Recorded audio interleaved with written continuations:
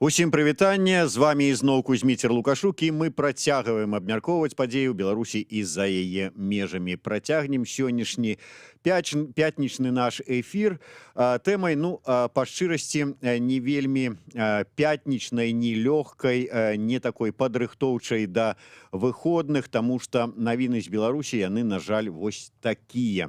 Таму вернемся да падзеі, якая адбылася 9 жніўня. 9 жніўня рашэннем беларускага вярхоўнага суда ліквідаваны беларускі пэн-цэнтр.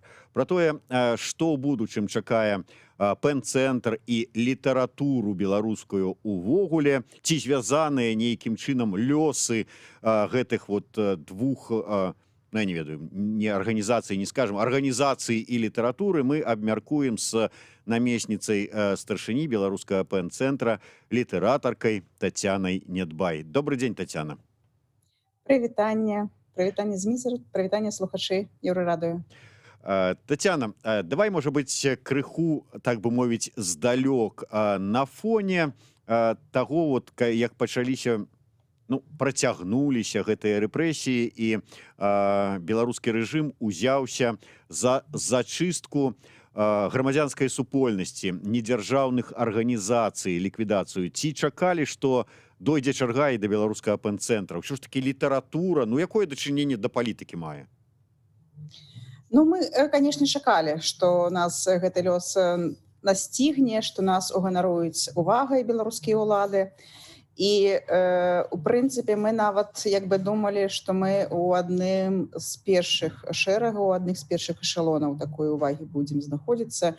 І як бачым, калі кажам пра ліквідацыю ў судовым парадку, а грамадскія аб'яднанні ліквідуюцца менавіта ў судовым парадку, то мы фактычна адны з першых, хто ліквідаваны рашэннем Верхоўнага суда, і таксама былі аднымі з першых грамадскіх аб'яднанняў, якія атрымалі спачатку яшчэ чэрвеня, у пачатку лета, лісты Мін'юста адносна правядзення планавага маніторынга дзейнасці грамадскіх арганізацый.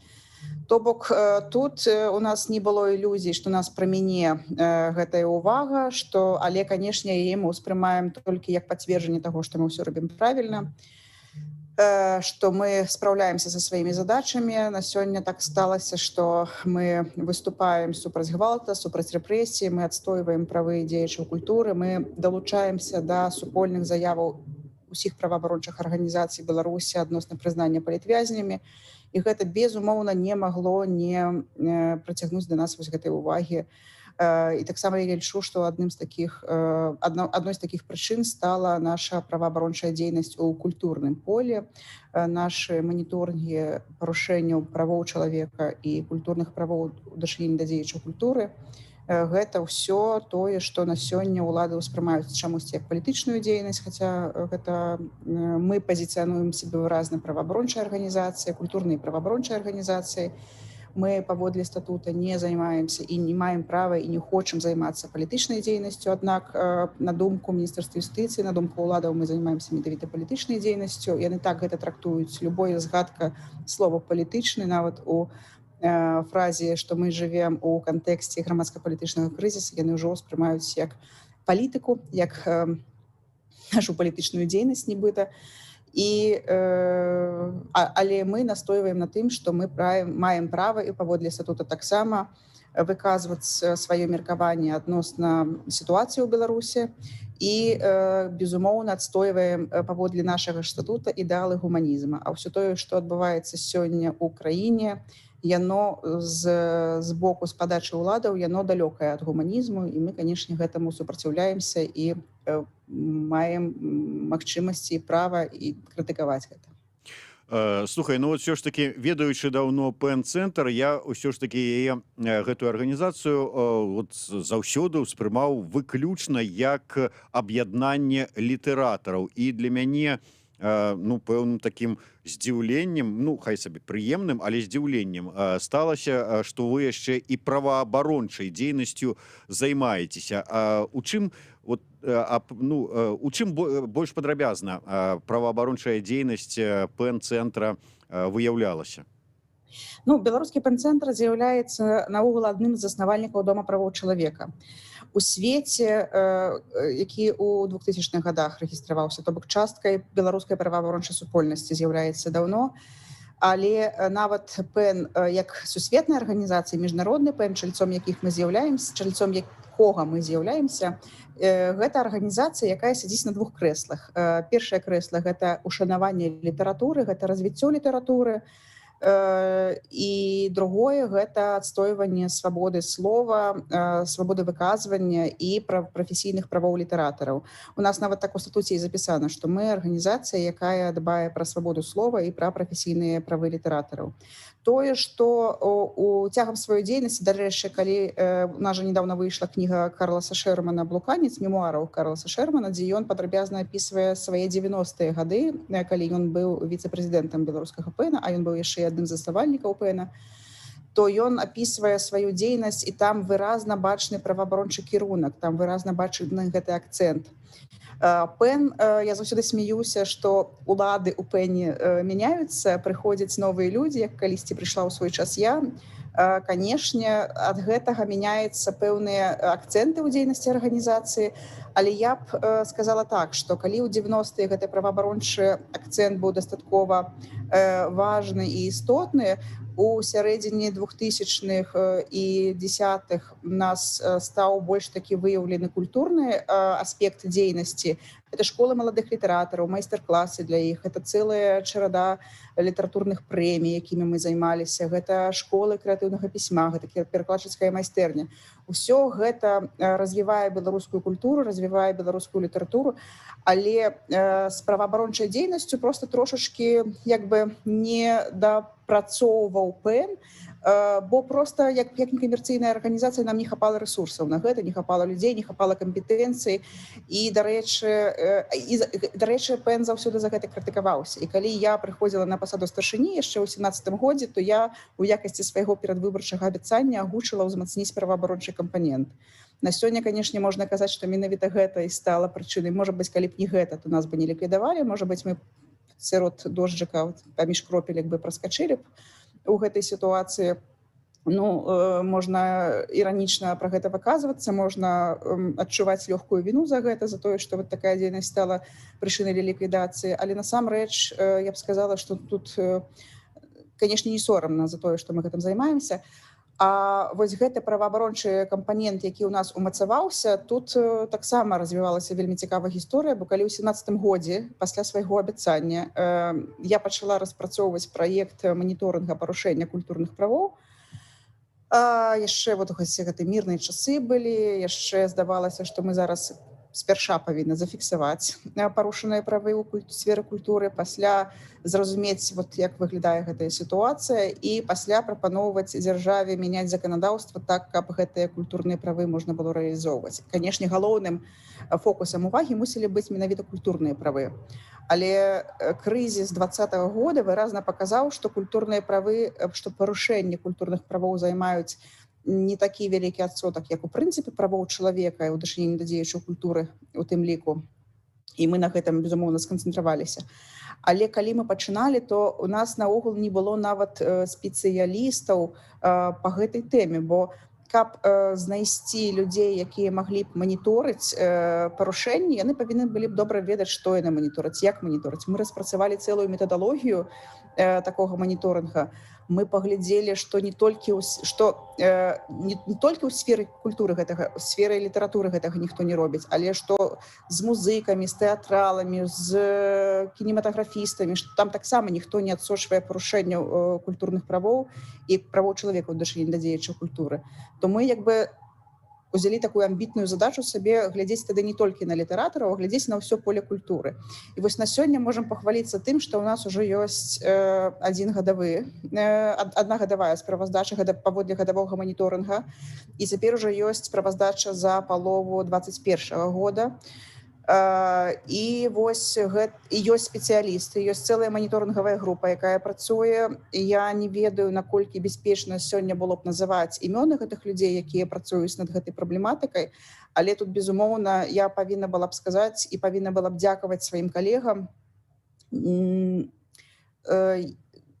назову імя Алены Танкачовай, паколькі гэта ўжо публічна гучала, і не хацела б пакуль называць іншых калег, чыста з пытанняў змеркаванняў іх бяспекі на сёння ў Беларусі, але у нас ужо развілася цэлая каманда, і без іх дапамогі, без іх руплівай штодзённай працы па адсочванні інфармацыі пра дзеячаў культуры публічнай і непублічнай, канешне, у нас не было б вось гэтага масіва інфармацыі і аналітычных справаздач, якія мы маем. На сёння фактычна я магу сказаць, што ПЭН, нягледзячы на свой асноўны літаратурны фокус, яшчэ і з'яўляецца экспертам у сферы правоў культурных і правоў дзеячаў культуры.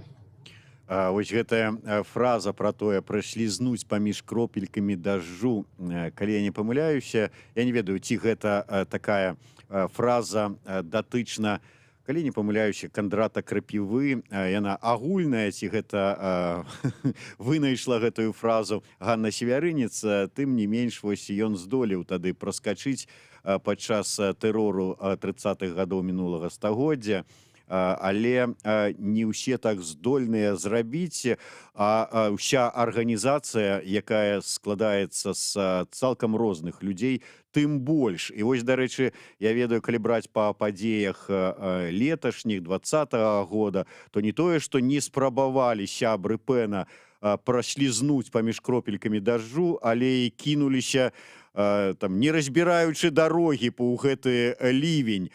Колькі сябраў ПЭНа былі асуджаныя і мелі праблемы з, так бы мовіць, з сілавым блокам беларускага рэжыма?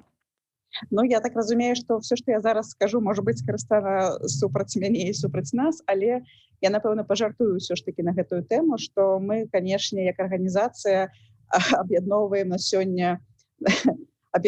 сёння шмат якіх правапарушальнікаў на думку беларускіх уладаў, і нашы сябры, у нас, я б сказала так, калі казаць ужо сур'ёзна, у нас ёсць 3 сябры ПЭНа, якія на сёння, гэта Александр Федута, Алесь Беляцкі, якія на сёння знаходзяцца за кратамі, гэта Юлія Чарняўская, якая знаходзіцца пад хатнім арыштам сёння. 3 сябраў ПЭНа фактычна затрыманыя, знаходзяцца ў неволі. Мы таксама вядзем падрабязны ўлік тых сябраў ПЭНа, якія іншым спосабам альбо патрапляюць пад дэфамацыю дзяржаўнай прапаганды, альбо трапляюць вось у гэтыя спісы дзеячаў культуры, якія распаўсюджваліся яшчэ на мінулым тыдні, здаецца, як людзі, якіх нельга дзяржаўным іншым установам браць на працу. То бок мы падрабязна фіксуем усялякі ўціск. Сябры ПЭНа затрымліваліся па адміністратыўных справах па 23-34. І Дмітрый Строцаў правёў, і Уладзімір Лінкевіч, і Вольга Шпарага. Таксама ёсць у нас тыя, хто былыя сябры ПЭНа, гэта Андрэй Скурко, Андрэй Данько, которые выйшлі з ПЭНа, але мы таксама сочым за іх лёсам, мы за Паўла Северынцам лёсам таксама сочым, які зараз сидзіць. Андрэй Скурко таксама сидзіць, Андрэй Данько, дзякуй Богу, на волі на сёння. То бок мы, як бы, канешне, я зараз ні сходу не скажу статыстыку па ўсіх затрыманых дзеячах культуры і альбо тых, хто афіляваны з ПЭНам, быў ці з'яўляецца на сёння, але мы за гэтым сёння выдатна сочым. Важліва. У каментарах да нашага стрыму сцапіліся прадстаўнікі і, скажем так, прыхільнікі великого і могучего языка і роднай мовы. Я іх гэта цытаваць не буду. Святаслаў Герашченко сумняецца, што я чытаю чат і патрабуе, каб задаў яго пытання у эфір. Але, Святаслаў, я уважліва прачытаў тое, што вы пішаце, і нічога не зразумеў. У чым пытанне? Паспрабуйце ўсё-такі, як это сказаў прафесор Преображенскі, так хто на ком стаіць? Больш уцямна патлумачыць, што вы хацелі спытацца. Я вярнуся да тэмы ПЭНа. Заснавальнікамі ПЭН-цэнтра беларускага былі такія народныя пісьменнікі, як Алесь Адамовіч, Васіль Быкаў, дарэчы, на вершах якога вырас Александр Лукашенко, народны паэт Рыгор Барадулін. Гэтыя вось асобы усе. Як вы думаеце, беларускаму рэжыму сёння абсалютна абыякава, і хто ствараў арганізацыю, якія асобы, і якія асобы зараз і з'яўляюцца яго сябрамі, як гэтых асоб успрымаюць і ведаюць за мяжой, наколькі шырака, як адгукнецца за мяжой вось гэтае рашэнне па ліквідацыі цэнтра? Я думаю, што, канешне, уладам на сёння ўсё адно, больш за тое, калі ПЭН ствараўся вось гэтымі мэтрамі, гэтымі волатамі беларускай літаратуры, беларускай культуры, і кіруецца таксама на сёння это Святлана Алексіевіч і Владзімир Орлоў, і іншыя прадстаўнікі, якія слаўныя прадстаўнікі нацыянальнай культуры, нацыянальнай літаратуры, якія і ўваходзяць у кіраўніцтва беларускага ПЭН і з'яўляюцца проста сябрамі. Канешне, на сёння для беларускіх уладаў, на маю думку, гэта не мае ніякага значэння. Яны ўжо, здаецца, перайшлі ўсе магчымыя чырвоныя лініі, і тут ужо іх дадатковы...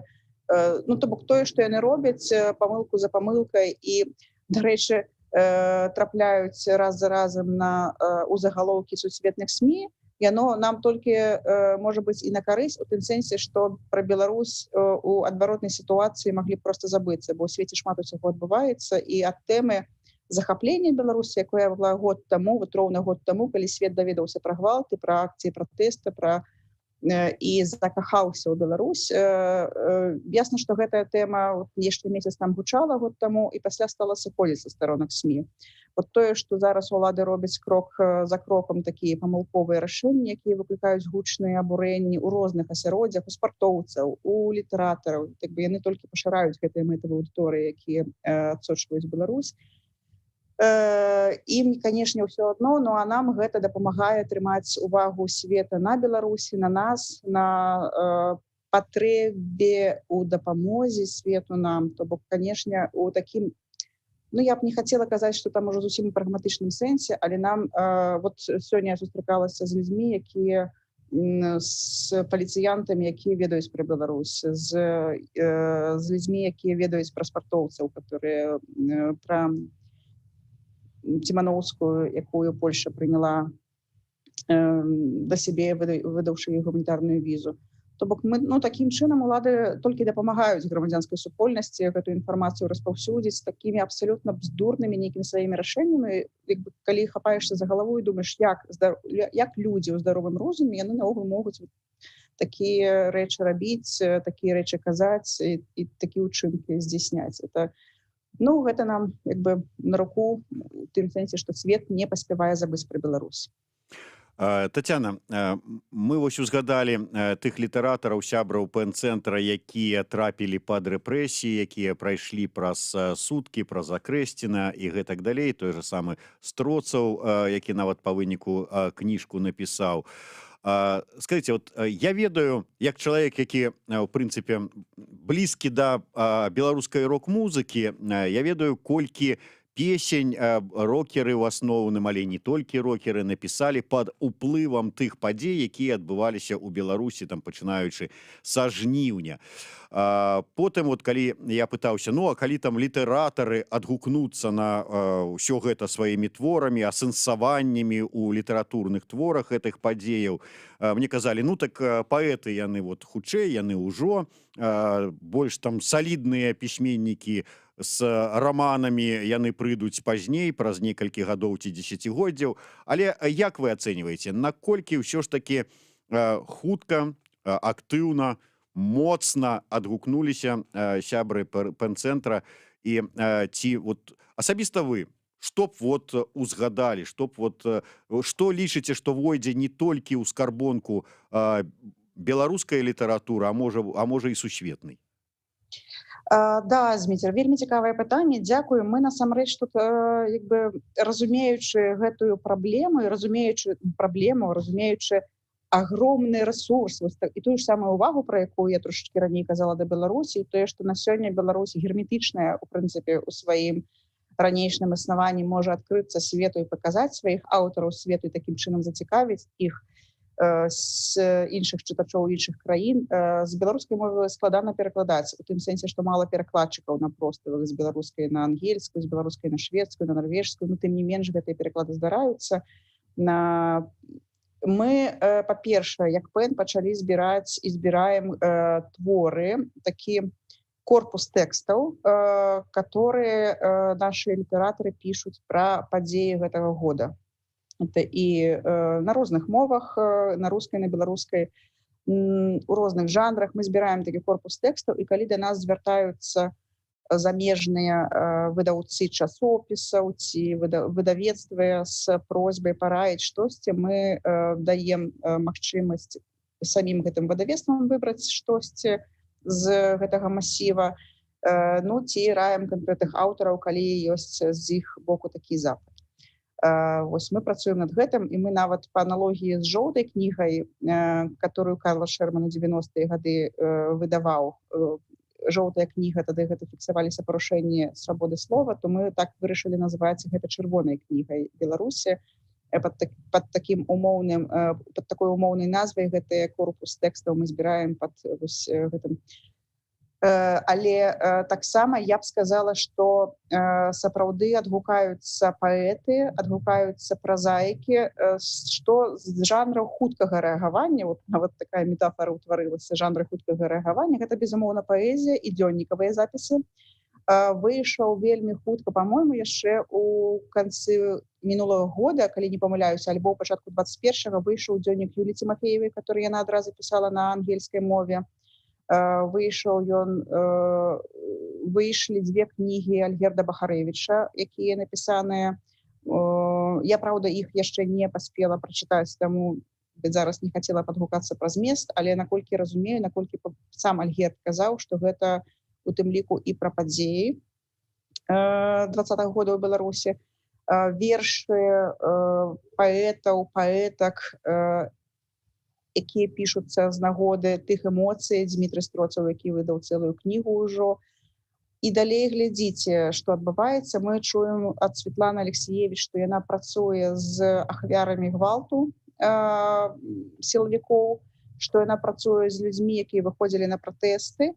І ўсё гэта, вот яна хацела напісаць, Светлана хацела напісаць кнігу пра любоў і старасць, але на сёння кнігі пра любоў і старасць, відаць, адклаліся на пазнейшы час, і зараз Светлана актыўна пераключылася вот на працу ў сваім жанры з сведчаннямі людзей, якія перажылі 20-21 год, якія з'язджаюць, якія застаюцца ў Беларусі. Я так разумею, што гэта будзе вельмі цікавая кніга, запатрабаваная і у стылі Святланы, которую мы можам хутка прачытаць пра сябе пра 20-й год.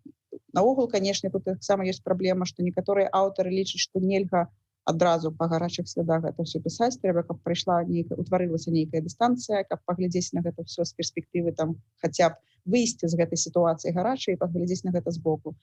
Но Светлана прытрымліваецца іншай думкі, і тут акурат, я думаю, што гэтая кніга, якую яна, спадзяюся, хутка дапіша, зможа чарговы раз працягнуць увагу да Беларусі і патлумачыць свету, чаму ў Беларусі ўсё адбываецца так, а не іначай.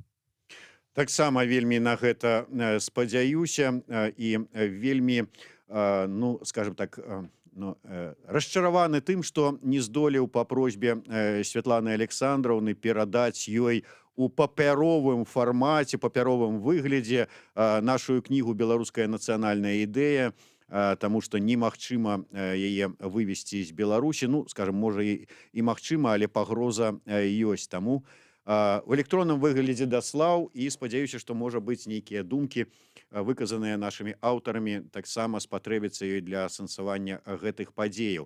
Але да ПЭН-цэнтра. Тацяна, я чуў шмат выказванняў ад сябраў і лідараў розных арганізацый, якія таксама былі ліквідаваныя, якія казалі, што на нашу працу ліквідацыя гэта, не ліквідацыя, што там рашыў Вярхоўны суд і Мін'юст, ніякім чынам не паўплываюць. У дачыненні да ПЭН-цэнтра, як зменіцца яго праца ў далейшым з-за гэтае рашэнне? Ну, тут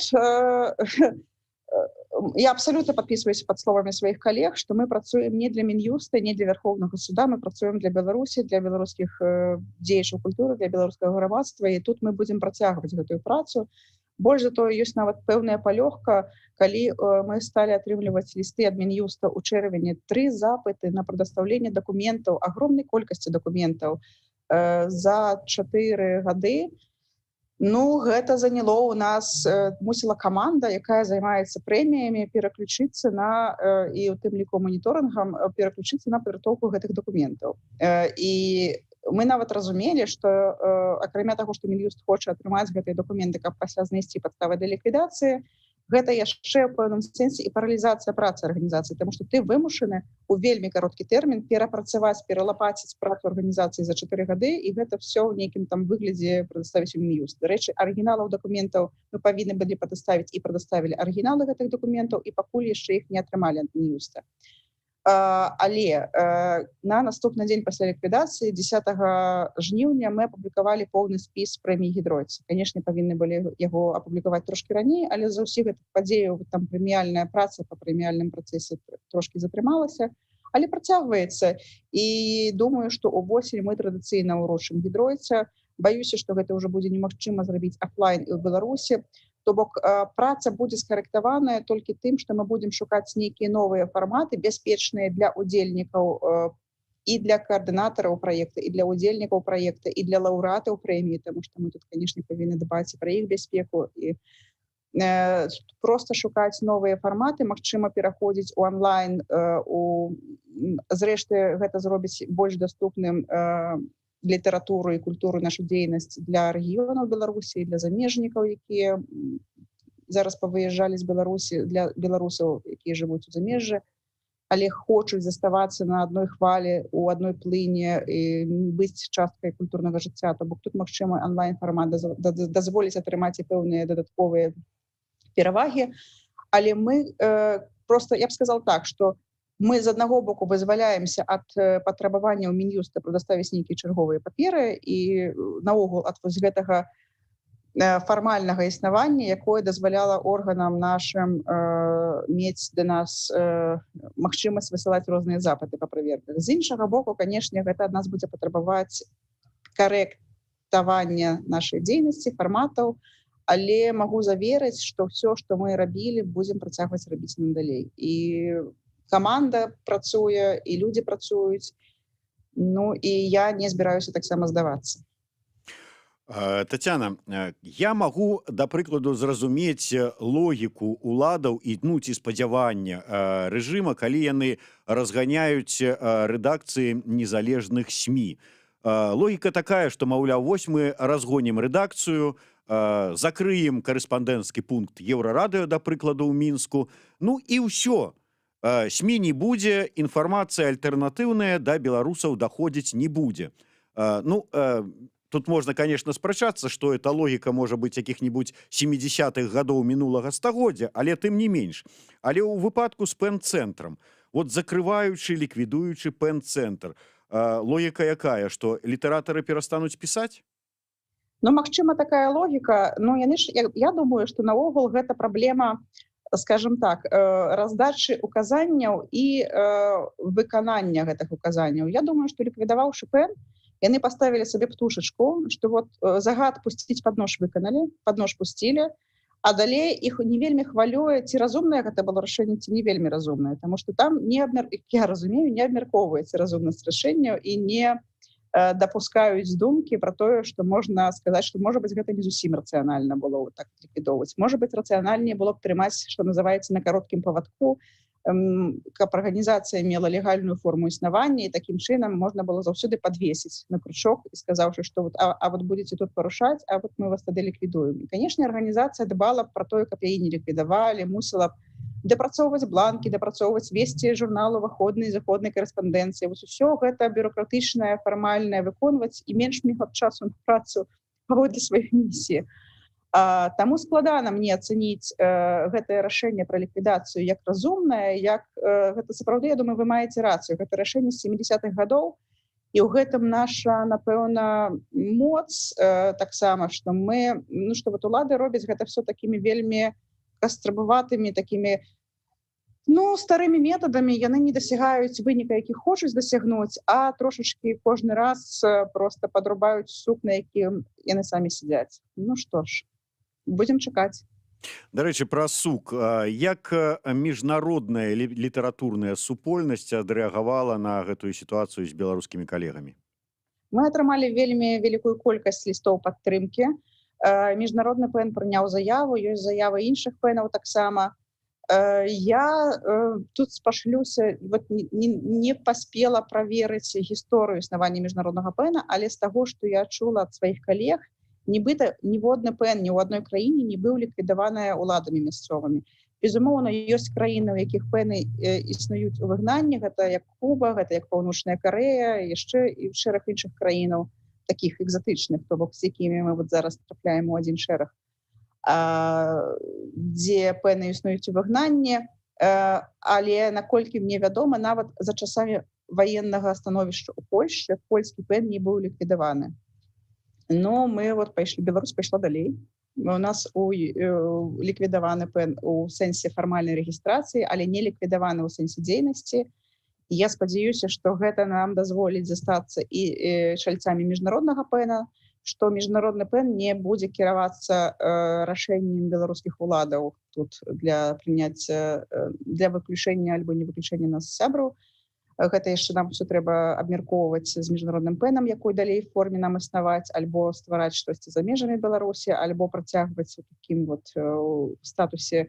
Ну, мы маем велізарную падтрымку калег і канешне, можам абапірацца на яе, і дзякуючы гэтаму мы можам працягваць далей таксама нашу дзейнасць. Дарэчы, як эту ўсю сітуацыю ўспрыняла старшыня пэн-цэнтра Святлана Алексіевіч? Ну, для нас ні для каго для нас не было сумнева ў тым, што нас ліквідуюць. Калі ўжо ўзяліся, калі былі сігналы пусціць пад нож, калі былі названыя 185 дэструктыўных арганізацый, гэта ж ясна, што гэта выкананне палітычнай замовы, і тут мы нават не думалі, што хтосьці з выканаўцаў гэтай палітычнай замовы можа ўзяць на сябе смеласць і пакінуць, таму што прычыны, якія высоўваліся у якасці падставаў для ліквідацыі, яны смешныя, яны не абгрунтаваныя абсалютна юрыдычна. Мы ўсе гэтыя прычыны абверглі, ну тое, што суд не прыняў гэта пад увагу, таксама сімптаматычна. Так што мы не былі здзіўлены, я скажу так. І тое, што, канешне, гэта зараз трэба трошкі падбаць пра арганізацыйныя рэчы, з аднаго боку, з іншага боку вызваліцца ад увагі Мін'юста і мець магчымасць больш рэсурсаў кіраваць на працу. Ну, будзем працаваць далей. Будзем праводзіць агульны сход, які мусілі ў гэтым годзе праводзіць. Будзе справаздачы прадстаўляць нашым пісьменнікам і будзем думаць пра далейшую форму існавання юрыдычнага таксама. Ну і на завяршэнне, можа ўжо не пра пэн, але пра літаратараў. Ўсё ж такі сітуацыя такая, што літаратары, як і ўсе астатнія беларусы, сутыкнуўшыся з рэпрэсіямі, з пагрозамі затрымання, хтосьці вырашыў застацца, хтосьці вырашыў. Я ведаю шмат літаратараў, якія вымушаныя былі пакінуць Беларусь. Вось гэтае пакіданне Беларусі, як вы думаеце, адаб'ецца на будучым беларускай літаратуры?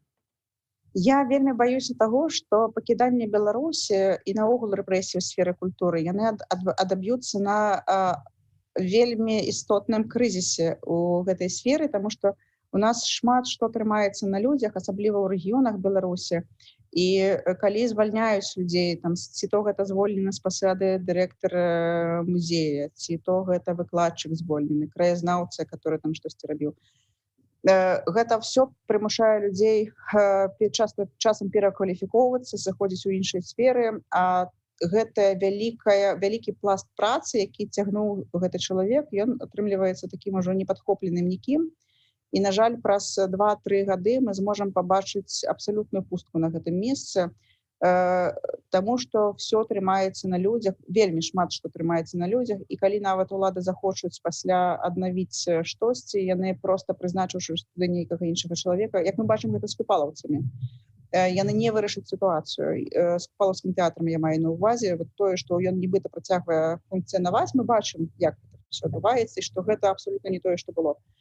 Вось я баюся, што гэта злачынства, тое, што зараз робіць улады, гэта без перабольшання злачынства у адукацыі, у медыцыне, у культуры, злачынства, якое нам давядзецца яшчэ разграбаць, ужываю гэтае не вельмі прыемнае прыгожае слово, разграбаць і адбудоўваць нанова, а гэта робіцца гадамі, дзесяцігоддзямі.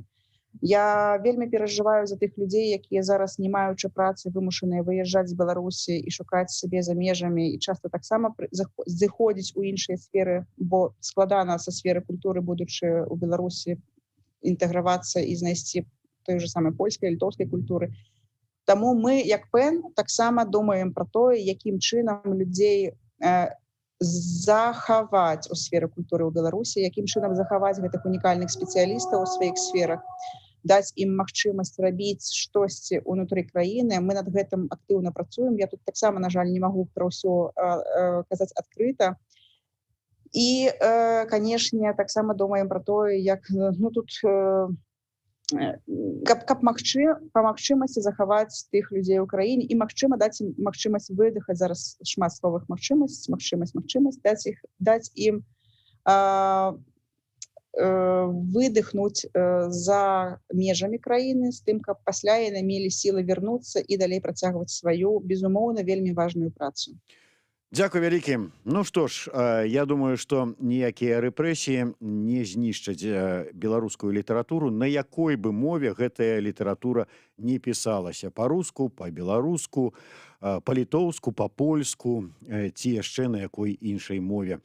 Дзякуй вялікі. Тацяна Недбай і Зміцер Лукашук у сумесным праекце Еўрарадыё і Е-прамова. А хутка зусім чакайце на нашай старонцы стрым з Сергеем Чалым. Чалы на канікулах.